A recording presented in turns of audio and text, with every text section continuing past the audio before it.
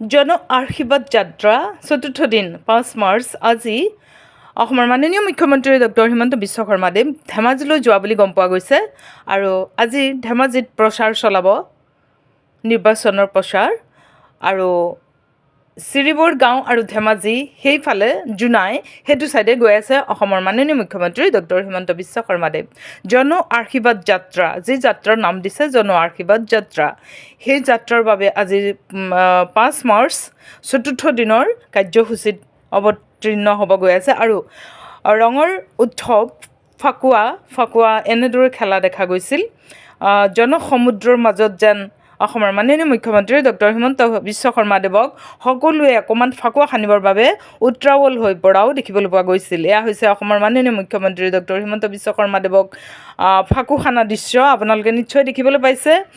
এয়া ফাকুৱা ৰঙৰ উৎসৱ ফাকুৱাৰ আনন্দত আত্মহাৰা হৈ আছে কিছু লোক আৰু কিছু লোকে এনেদৰে ৰং ৰহস্য কৰিছে ভালদৰে আৰু কিছু লোকে অতিৰঞ্জিতও কৰিছে দেখা গৈছে।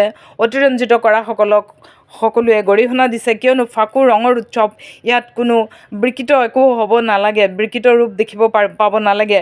ৰঙৰ উৎসৱ অকল কপালত সানিব লাগে, গালত সানিব লাগে, কিন্তু কিছুমানে অপশক্তি কিছুমানে অপকৰ্ম কৰিব বিচৰা কিছুমানে অশালীনভাৱেও ফাকুৱা খানা দেখা গৈছে। সেইসকলক শাস্তি দিব লাগে বুলি দাবী কৰিছে কিছু লোকে, নিশ্চয় গম পাইছে আপোনালোকে।